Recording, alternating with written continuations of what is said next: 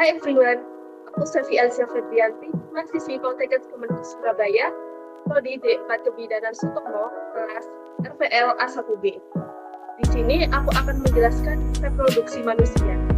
Yuk, kita mengenal bagian dan fungsi reproduksi pria dan wanita.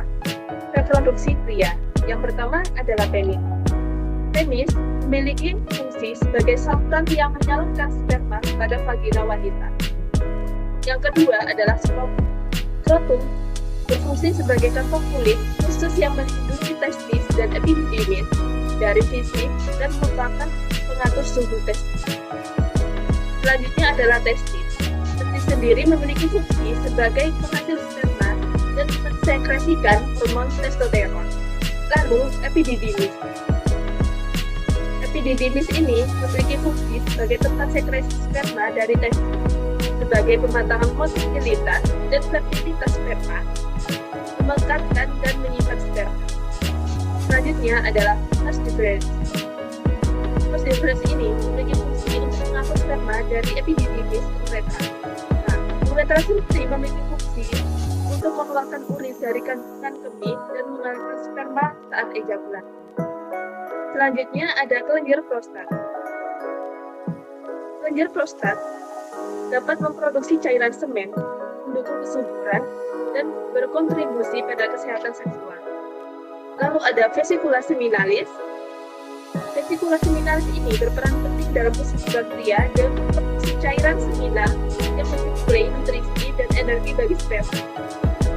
Dan yang terakhir ada saluran ejakulasi. Saluran ejakulasi berfungsi untuk mengeluarkan sperma agar masuk dalam uretra. Selanjutnya, kita akan membahas reproduksi wanita. Yang pertama adalah vagina.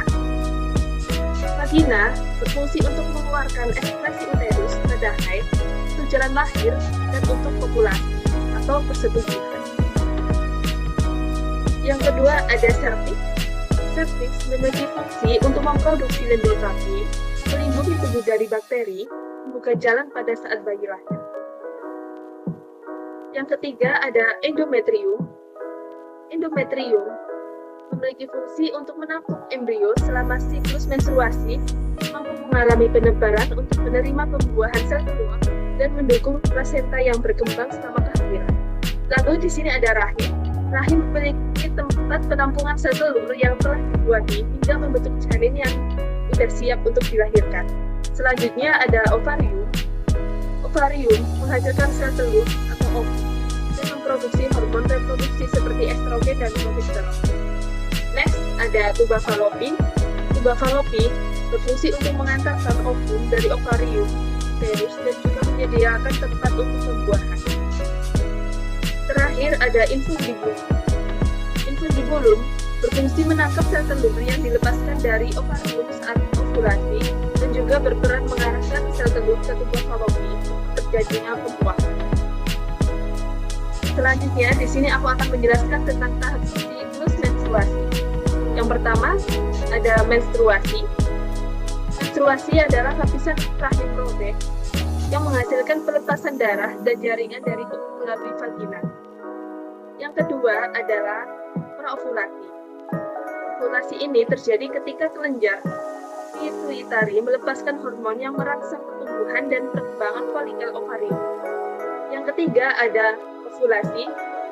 Ovulasi ini terjadi ketika telur matang dilepas dari ovarium dan siap untuk pembuahan potensial. Yang keempat ada pasca ovulasi. Pasca ovulasi adalah folikel ovarium kosong menjadi corpus luteum, produksi hormon yang mempersiapkan rahim implantasi embrio.